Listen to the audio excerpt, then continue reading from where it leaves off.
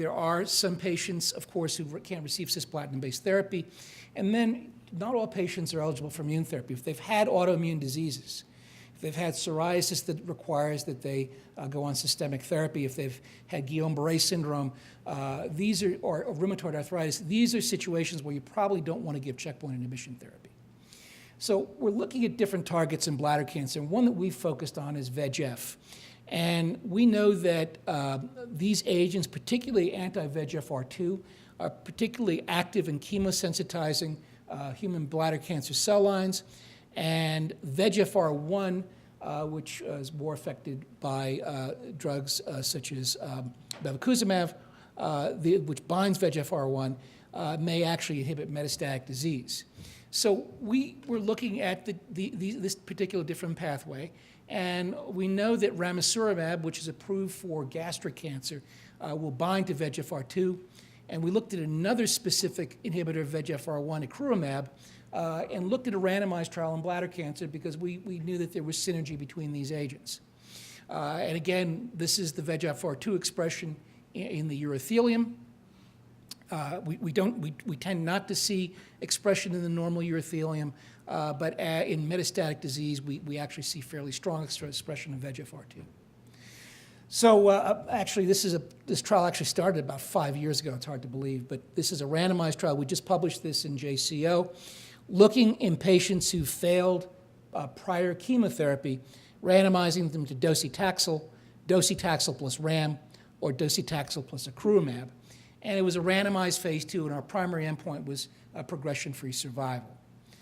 So this is the PFS slide that got us interested in continuing this further. So as you can see here, the progression-free survival with docetaxel is about 10.4 months. It's double when you add RAM to that, and it's 7 months, which is actually a little bit worse when you add ecurumab to docetaxel. So this trial was not designed to look at a survival endpoint, but the survival that we reported with the combination was 12 months, which is comparable to what we're seeing with some of the checkpoints at this point.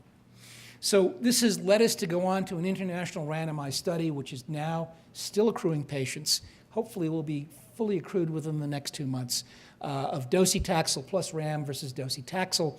We are allowing patients who have progressed on prior checkpoint inhibition therapy. They've had to have at least received one prior chemotherapy to go on this study.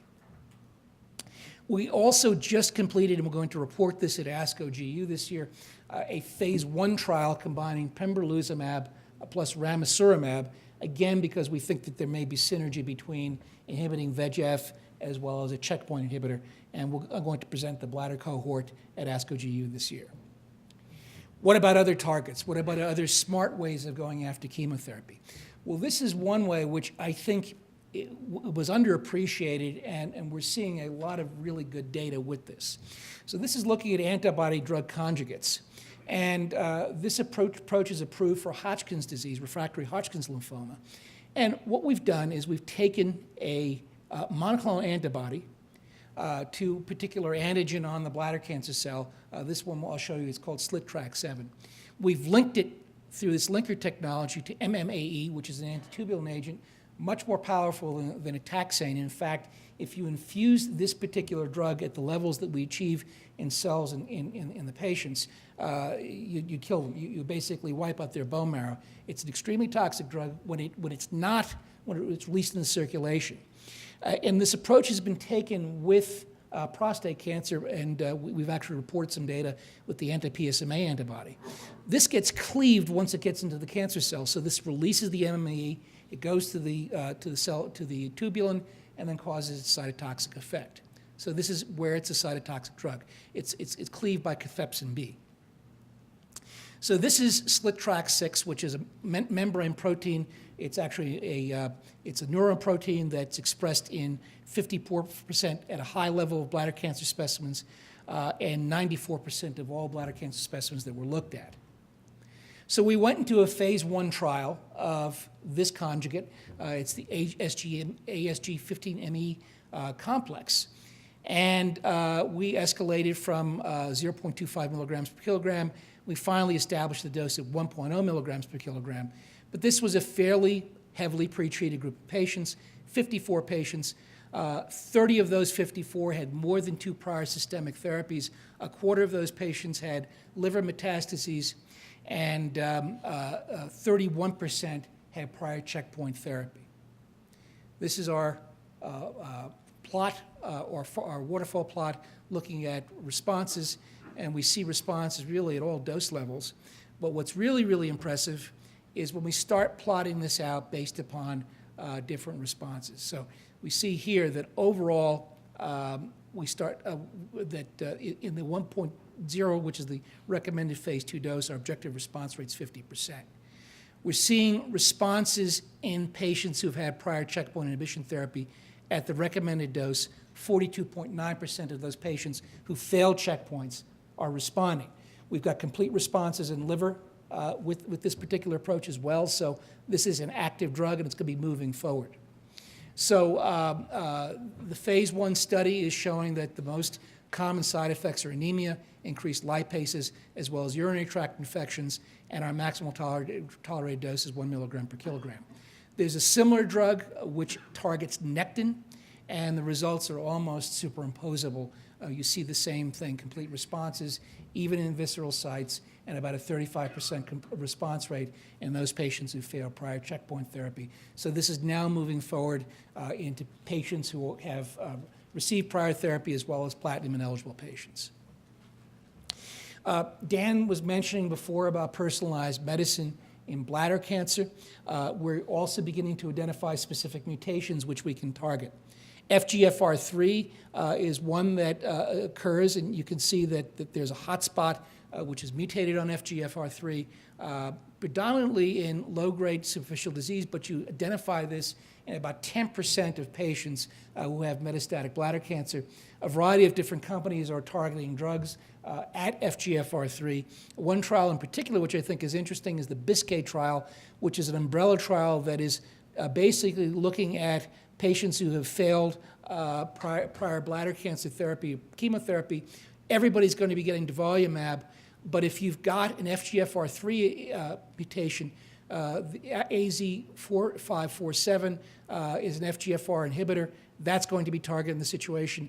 If you've got a DNA repair problem, PARP inhibitor is going to be given. If you've got a retinoblastoma mutation or deletion, a WEE1 inhibitor is going to be given. So this is, again, a way of trying to increase the efficacy of targeted therapy. Joe Kim at my institution, who's one of my junior attendings, has been focusing on the mTOR pathway, which we know is an active pathway in renal cell carcinoma. And there has been some data looking at mTOR inhibition in bladder cancer. Matt Milowski has published on this, and also Surratt at Memorial Sloan Kettering Cancer Center. The response rate's not really impressive. They had 2 confirmed partial responses. But again, the biology is leading us to try to move this forward in other patients. So there was one index patient on Milowski's trial who had a major response to everolimus in lymph node.